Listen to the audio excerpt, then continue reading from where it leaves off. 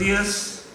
Vamos a iniciar esta conferencia de tanatología con esa visión específica que tiene el Centro de Tanatología y Terapia de Duelo, que cuando hablamos de tanatología nos estamos refiriendo a una ciencia que inicia y que va avanzando y que estudia los procesos de enfermedad y muerte, sus antecedentes, lo que se presenta en el aquí y en el ahora presente, y sus consecuencias en el ser humano, y tiene como base para su estudio un modelo biopsicosocial y que también encamina un factor adicional que es el espiritual, cuyo objetivo principal es mejorar la calidad de vida de todos los participantes del proceso tanatológico. Cuando hablamos de los participantes del proceso tanatológico, es importante considerar que estamos hablando de tres instancias que en ocasiones se convierten en una y en otras tantas se separan: el paciente enfermo, el paciente familia y el paciente cuerpo médico. Por muchos años la tanatología se centró en buscar el trabajo con el paciente enfermo, y por mucho tiempo se nos olvidó que ese paciente enfermo pertenece a un núcleo, a un sistema denominado en primera instancia familia, y que la calidad de vida del paciente enfermo y del paciente familia es muy similar, pero que tenemos que añadir otro componente: el cuerpo médico. Cuando hablamos de cuerpo médico no nos referimos específicamente a los médicos de la salud física, sino a aquellos que también trabajan con la salud mental, los psicólogos, los psicoterapeutas, pero también tenemos que considerar trabajo social y darle su lugar. Asimismo, como es el caso de enfermería, porque finalmente el equipo del cuerpo médico es una parte esencial en la atención. Hace algunos tiempos, cuando trabajábamos apoyando el programa de la BEC del Hospital Regional 24, nos dimos cuenta inmediatamente de lo que puede hacer un profesional no preparado en el campo de la tanatología. En aquellos años contábamos como médico con la doctora Teresa Pineda, y por distintos motivos dejó el puesto y llegó otra persona con una formación distinta. ¿Cuánto del programa se tuvo que retroceder? Porque teníamos a alguien que no estaba preparado en el campo de la tanatología. El tanatólogo, el día de hoy, vive distintos momentos que están acorde a su preparación y a su formación profesional. El primero de estos momentos, y es prácticamente con el que inicia la tanatología y que continúa por mucho tiempo en muchos espacios, el famoso acompañamiento tanatológico, que en ocasiones se ha confundido con la compasión, o se ha confundido con la lástima, o con estar con el pobrecito, con el desamparado. Nada de eso tiene que ver con el acompañamiento tanatológico, el estar en posibilidad de hacerse presente, de apoyar. Si hay una preparación más sólida en el campo de la tanatología, seguramente se podrá hacer intervención en crisis. Esta intervención en crisis tan necesaria cuando se conocen los diagnósticos, cuando en ocasiones los tratamientos son intrusivos, en muchas ocasiones cuando el paciente recae y se da cuenta que mucho de lo que ha trabajado coincide que no ha valido la pena, y nuevamente la familia a un lado. Y finalmente, la gran propuesta que lanzamos, al formar a un profesional específico en el área de la tanatología, y que es ese resultado que hoy tenemos dentro de la maestría de tanatología, ya no ser la tanatología el auxiliar de otras ciencias, sino que otras ciencias se acerquen y se centren en el trabajo tanatológico. Y este proceso requiere de adentrarse en muchos conocimientos adicionales al simple hecho del ser humano. Hoy en día podemos vislumbrar que la tanatología ha recorrido un largo camino, y que en los últimos años hemos conseguido los avances más sustanciales en ese terreno. Podemos ver una tanatología kubleriana basada en los aspectos fundamentales que postula la doctora Kubler-Ross en su libro sobre la muerte y los moribundos. Los seguidores de la doctora Kubler-Ross, a cuya etapa llamamos los post-kublerianos, donde principalmente la corriente psicoanalítica toma su lugar, principalmente con Warren y sus exposiciones, y Tobin y el desapego. Y posteriormente, esta etapa que nos brinda la posibilidad de generar nuevos conocimientos acordes a una realidad, a la realidad de que el paciente tanatológico no solamente es el que está dolido, mancillado y en ocasiones derrotado por una enfermedad. Hablemos de estas etapas y hablemos un tanto de la doctora Kubler-Ross, que en este tiempo, cuando inicia este estudio, prácticamente siembra las bases para colocar la tanatología en la mesa de la discusión científica. En este tiempo solo se habla del paciente terminal en fase terminal, es decir, si el trabajo se centra en el paciente agónico. La tanatología, como su consecuente, solo se realiza en los hospitales y es un estudio que solo compete a la salud física. Hay una lucha, una férrea lucha entre la atención médica y la carencia de atención médica. La tanatología se centra en las 5 etapas de la doctora Kubler-Ross, en esa negación y aislamiento, en esa ira, en ese enojo, en esa negociación o pacto, en la tristeza profunda y depresión, y finalmente en esa búsqueda falaz de la aceptación. Porque cuando hablamos de que el paciente tiene que aceptar, qué fácil es pedirle al de enfrente, a que solo ve un rostro, que todo tiene un nombre, o un número de una cama, que acepte que se va a morir. No lo es tan fácil. Les aseguro, cuando esa persona es un ser querido, es papá, es mamá, es un hijo, es la esposa, es un hermano, es un amigo, las condiciones cambian. Hace tiempo tuve la oportunidad de vivir una experiencia fabulosa con un prestigiado oncólogo mexicano, que en muchas ocasiones recomendó desconectar, porque era tiempo de desconectar, porque era tiempo de decir adiós en este plano y empezar un proceso diferente. Pero cuando esta misma situación la vivió con su hija, entonces no desconectó. Entonces las condiciones fueron diferentes, porque ahora ya no se hablaba del de enfrente, ni se hablaba desde la acera de enfrente, ahora se hablaba desde acá. Y acá sí duele, y la acera, y se presenta el sufrimiento.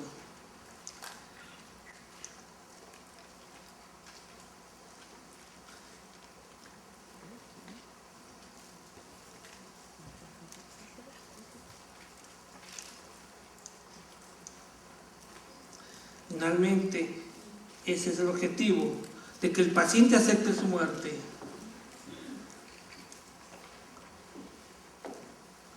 Y regularmente el paciente muere en un lugar oscuro o semioscuro, donde no hay ruido, donde no es bueno que se hable, ni que los niños corran, ni jueguen, ni prendan la televisión, hagan ruido, porque puede ser que se despierte.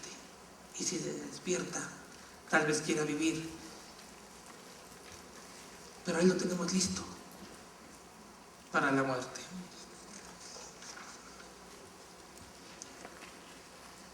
Los postkublerianos nos permitieron y nos mostraron que había otros caminos. Nos abrieron las puertas a dimensiones diferentes. Y dentro de estas grandes dimensiones tomó su lugar la psicología. Y específicamente la psicoterapia. También tomó su lugar el trabajo social y esa labor ardua para estar con el familiar, para estar con la familia. Tomó su lugar la enfermería y los aspectos importantes para conocer el desempeño y la calidad de vida del paciente en el ámbito hospitalario.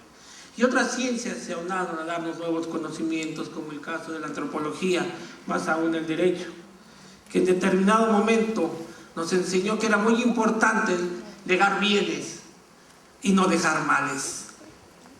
Se atiende al paciente ahora en una esfera diferente, ya no en el último momento, sino cuando se concibe que tiene una enfermedad terminal.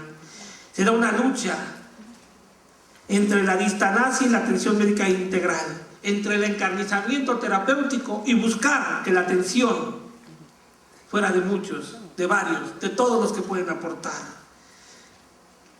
El objetivo es que el paciente tenga un buen morir, y se habla mucho de la muerte con dignidad.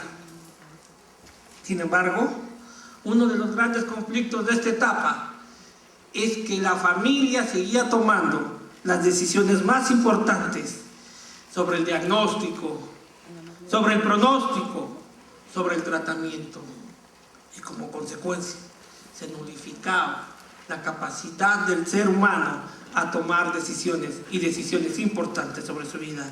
Y en muchos casos, claro está, que el paciente muere en el hospital, a veces acompañado de uno o dos de sus familiares, pero también a veces, muchas veces, solo. Y entonces generamos un nuevo conocimiento, un conocimiento que tenía que ver con la tanatología del siglo XXI, una tanatología que ahora se aliaba, ya no apoyaba a otras áreas, ahora se aliaba a otras ciencias, y junto con ella venía una hermana menor, pero que había crecido inmensamente, la psico-oncología.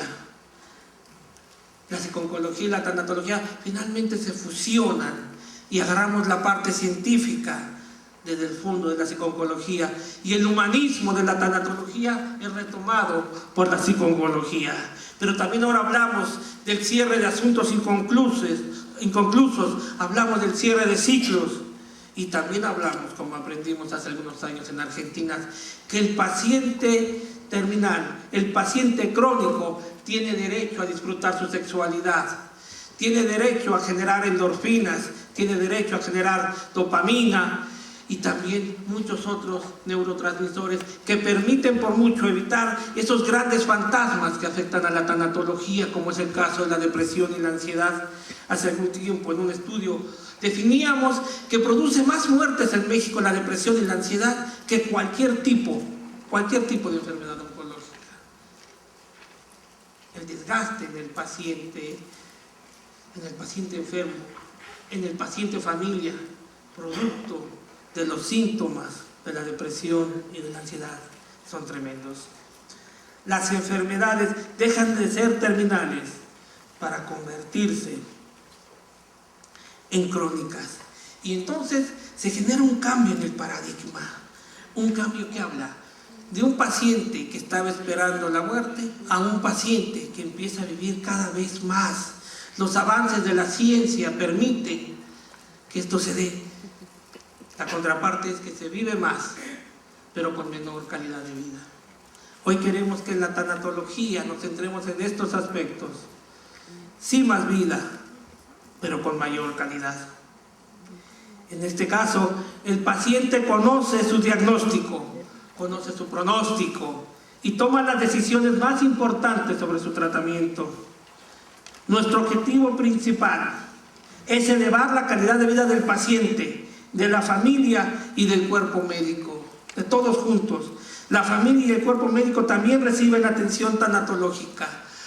Hace algunos años, la Universidad Autónoma de Nuevo León publicó dentro de un trabajo de adicciones, los niveles de adicciones entre profesionales, y resulta ser que los médicos y los terapeutas, entre ellos los psicólogos, ocupamos el segundo nivel de adicción. ¿Cómo generar salud en personas que en su cotidianidad funcionan en la adicción? Pero también arrojado un dato muy importante, el dato de que las familias más disfuncionales en su muestra pertenecían a familias de enfermeras, y que la tasa de mayor separación, abandono y divorcio pertenece al grupo de enfermeras hospitalarias. Llamaba la atención.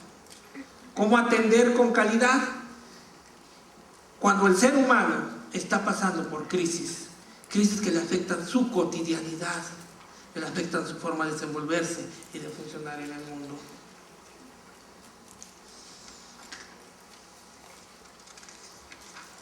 Se pasa del supuesto de morir con la enfermedad al de aprender a vivir con ella.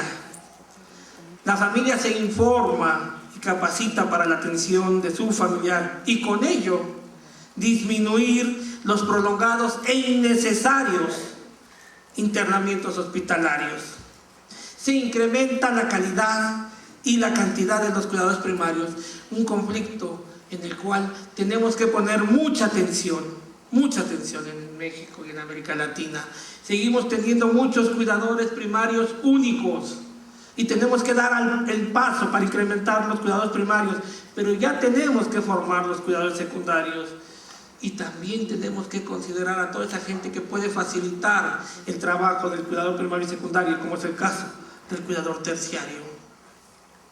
El tanatólogo se prepara en distintas áreas, como la medicina, no para ser médicos, pero sí para conocer por lo menos los conceptos, los síntomas de las enfermedades que más impacto tienen en la población, pero también en la medida de su intervención, conocer de psicoterapia y del manejo de las distintas opciones que hoy nos da, que puede ser desde la Gestalt, desde la logoterapia, el psicoanálisis, el conductismo, el cognitivismo, y tal vez alguien quiera voltear a ver la propuesta terapéutica que tenemos, la propuesta que hemos lanzado en algunos países de América Latina, incluyendo México, la propuesta de la expresión emotiva y de la imaginería, que tan buenos resultados nos ha dado en nuestro proceso profesional de intervención con pacientes. Tenemos un mal en el cuerpo médico, no porque el cuerpo médico en su totalidad lo tenga, sino porque a veces es una persona que está transitando por los signos y síntomas y las repercusiones del burnout y sus consecuencias en las áreas hospitalarias, sobre todo en cuidados intensivos, en urgencias, en esos pisos que requieren que el profesional trabaje con mayor estabilidad y que por desgracia en ocasiones no se da. Para esta tanatología del siglo XXI, el lugar del paciente, siempre que él lo decida, siempre que él lo quiera, será su casa, con sus olores, con sus sabores, con sus colores, con su gente, con su perro, con su gato, con sus amigos, con quien él quiera. El paciente conoce y disfruta su sexualidad y puede generar cambios importantísimos con respecto a su calidad de vida, en la medida que puede disfrutar y ser más cotidiana su vida. La lucha se da entre el encarnizamiento terapéutico y la búsqueda de mejorar su calidad de vida. La tanatología del siglo XXI debe descansar sobre cuatro pilares esenciales en su desarrollo, y uno de ellos será la ciencia, o es la ciencia, sin olvidar el origen de la tanatología en su humanismo, pero tenemos que ser eficientes y claros, y finalmente respetar el conjunto total, profundo, divino de las creencias del paciente, la mayoría de ellas manejadas en el inconsciente. Y tenemos que dentro de la ciencia es muy importante resaltar la ciencia de la psicoterapia, el conocimiento que está basado en escuelas, en sistemas que nos permiten conocer y potencializar el desarrollo humano, que nos permiten encontrarnos con el paciente en una igualdad, desde un proceso empático, al igual que el desarrollo de la medicina. ¿Cuántos avances hoy en día posee la tanatología que están fincados en el desarrollo de la medicina de los años 80 y 90? Y tenemos que abandonar, o por lo menos no depender tanto de los tratamientos monomedicamentosos para manejo del dolor. Si hoy queremos mejorar la calidad de vida, tenemos que trabajar con otras alternativas que científicamente están probadas. Las grandes alternativas que nos da la hipnosis clásica, y que en estos días Joaquín Blanco Marrades y Alberto Cobian Mena nos hicieron favor de mostrarnos, las experiencias de otros países, y que todos aquellos que tuvimos oportunidad de estar cerca de esos cursos precongreso vimos la utilidad conocimos los aspectos científicos en el que está fundamentado, pero sobre todo vimos sus resultados. Tenemos que hablar de la hipnosis ericksoniana, de sus componentes, de la mente consciente, de la mente inconsciente, de la disminución del dolor a partir de simbolizarlo. La acupuntura, esos trabajos formidables de la Universidad Autónoma de Chapingo, pero que también el Instituto Politécnico Nacional ha realizado en la Escuela Nacional de Medicina y Homeopatía. Tenemos que considerar incluso, a veces, otras alternativas, como en su caso pueden ser las flores de Bach.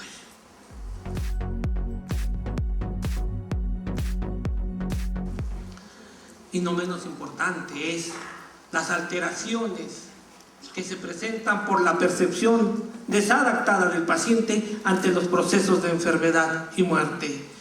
Y tenemos que centrarnos en esos 5 fantasmas que afectan la vida del paciente tanatológico, como es el caso de la depresión, que ya antes comentaba, pero también de la ansiedad. Y tenemos que tomar en cuenta el estrés postraumático, más aún los trastornos adaptativos. Y finalmente, el trastorno que solo afecta al paciente enfermo, sobre todo en su parte agónica, y me estoy refiriendo al delirio, que regularmente no es atendido, porque los profesionales que están cerca del paciente poco conocen de las dimensiones de esta alteración mental.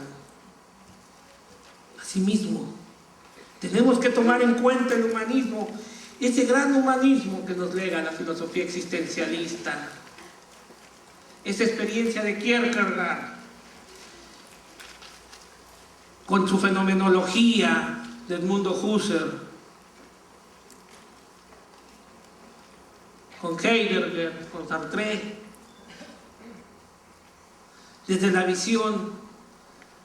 esa visión de un ser humano frente a otro ser humano.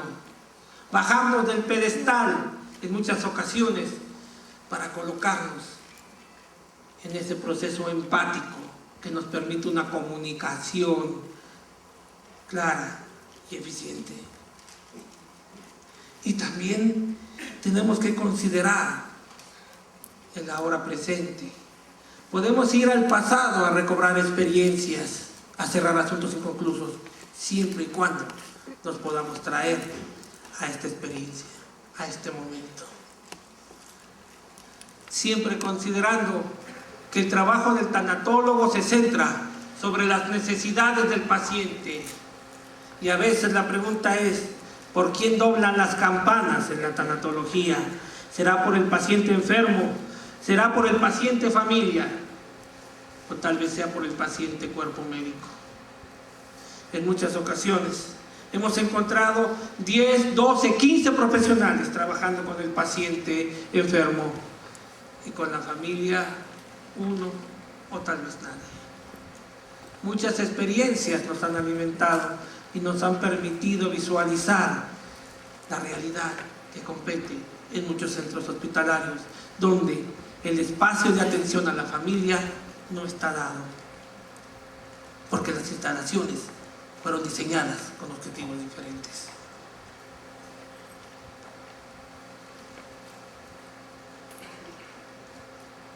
Quisiera pedir que me prendan la luz por un momento. Y en lo que van prendiendo la luz, quiero pedirles que formen grupos de 3 personas. Rápidamente, 3 personas. Los que tengan cercanos.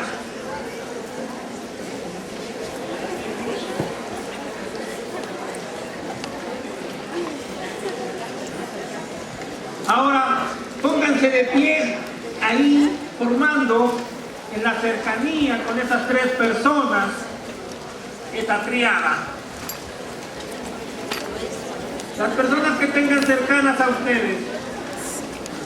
Y una vez que tengan su triada, escojan quién es A, quién es B y quién es C.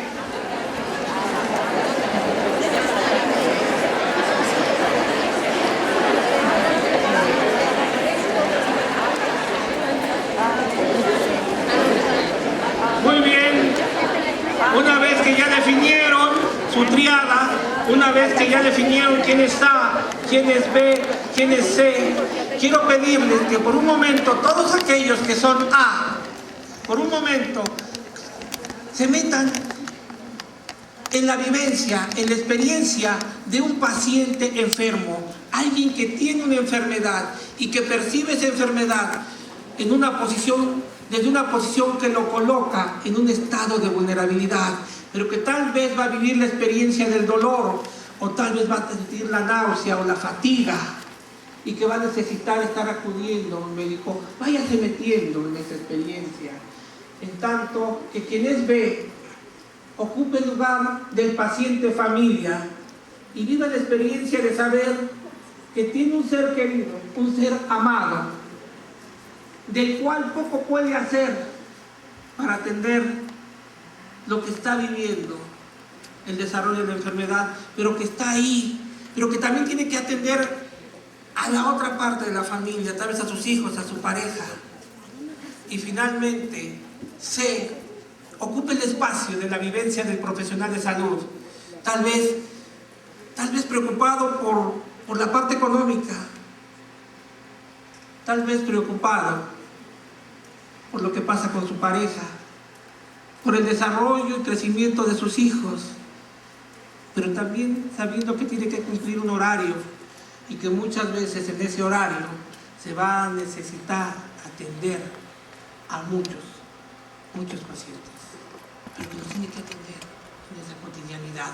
Entonces, por un momento, tómense un minuto cada uno para meterse en ese papel, y posteriormente le voy a pedir a los que son los pacientes enfermos que comenten cuáles serían sus necesidades desde esta visión, para que posteriormente, 2 o 3 minutos después, lo haga B, y posteriormente después lo pueda hacer C, que sería el cuerpo médico. Entonces, todos aquellos que son A y que ya están listos para compartir esta experiencia, coméntenselo a sus otros 2 compañeros. Yo les aviso cuando haremos cambio. Adelante.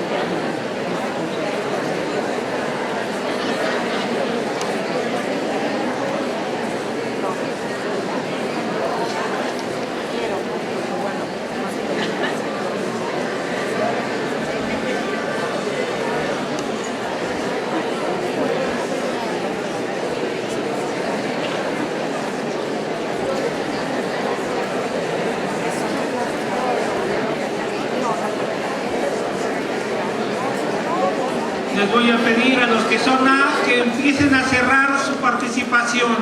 A los que son A que vayan cerrando.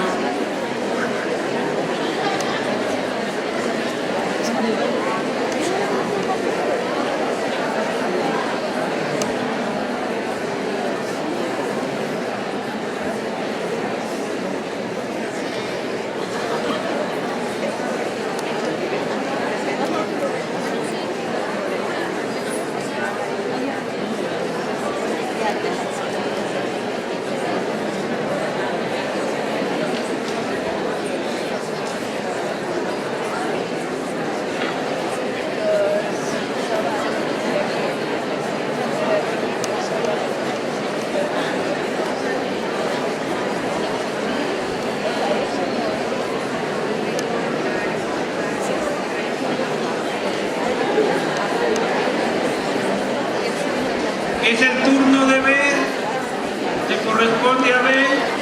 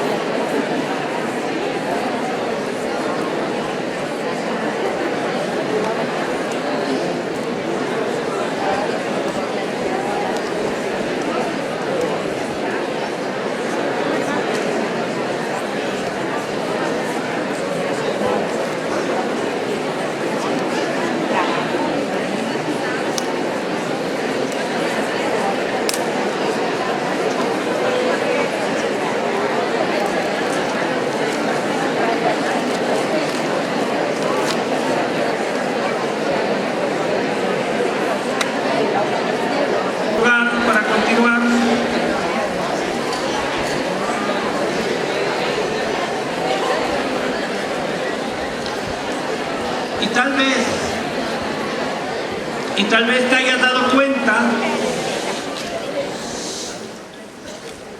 que no es una la necesidad que presenta el paciente en cualquiera de sus tres dimensiones, sino un conjunto de necesidades que se hacen presentes en distintos momentos, en distintos tiempos. ¿Qué necesidad tendrá primer lugar? ¿O será prioritario resolver? ¿Desde dónde? ¿Desde quién? Es tan importante definir que en este sistema, en esta visión tanatológica, todos los participantes presentan necesidades.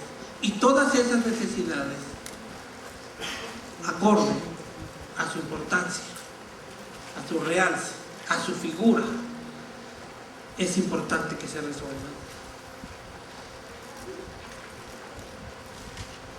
¿Qué tanto ha aportado la tanatología al humanismo y el humanismo a la tanatología? Y ambas a la práctica médica de la salud física. Pero también el día de hoy tenemos que ser eficientes. Y ser eficiente implica generar bienestar, comodidad, seguridad, la posibilidad de que el paciente, enfermo, familia, incluyendo cuerpo médico, pueda expresar sus sentimientos, sus emociones, pueda expresar sus pensamientos en ambientes seguros y protegidos, generando el desarrollo de aspectos nutritivos y empezar a cortar, a minimizar la parte tóxica que en ocasiones se presenta como una manifestación de impotencia ante el hecho de que no se están consiguiendo los resultados. ¿Quién de nosotros no quisiera que sus seres queridos siempre estuvieran con nosotros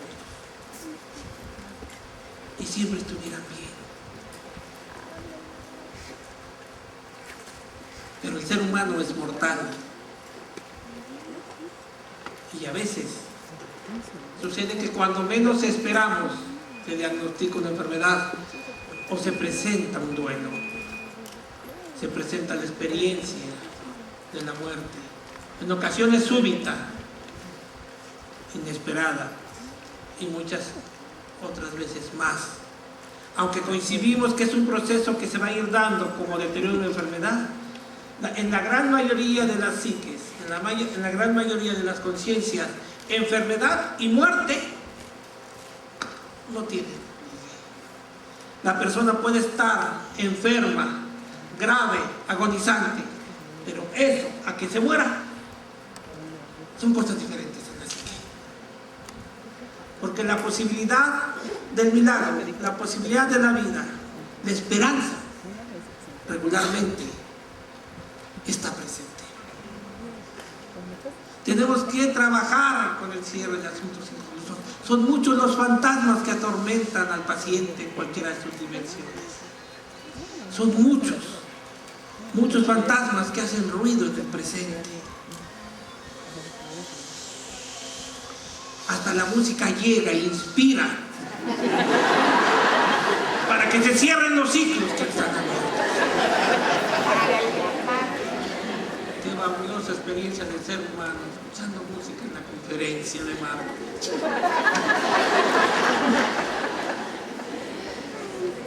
Luego pasa también en Santiago de Cuba, Cubián. ¿La viste?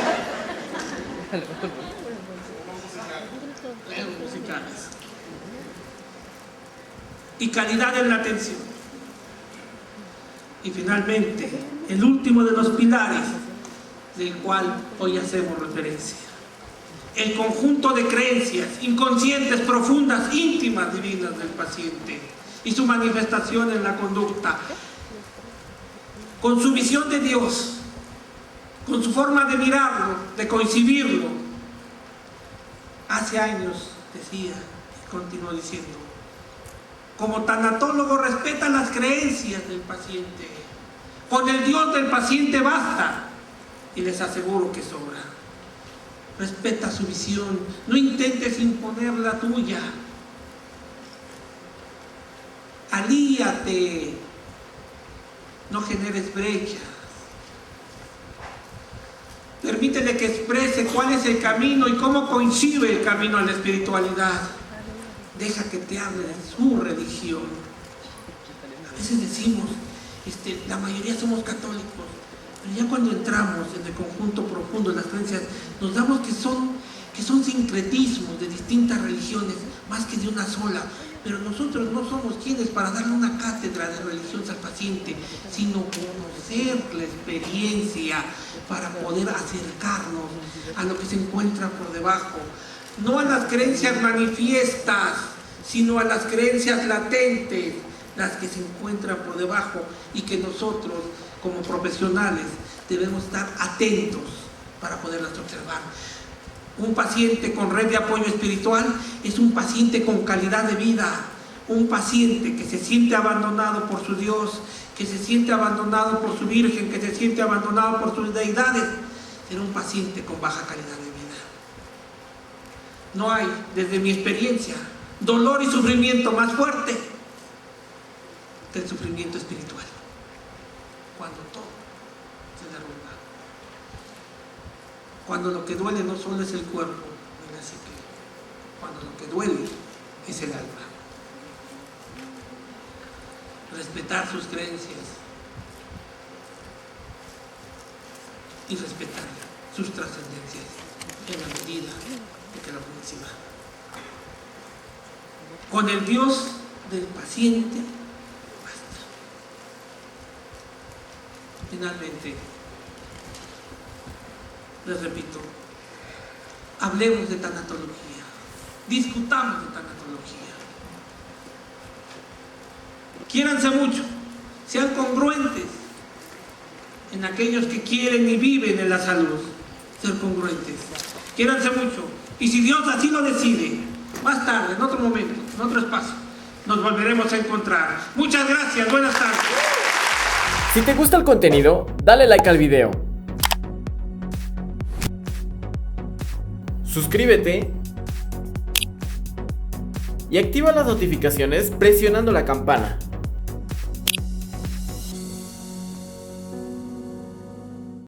Comparte el video con un amigo o un familiar.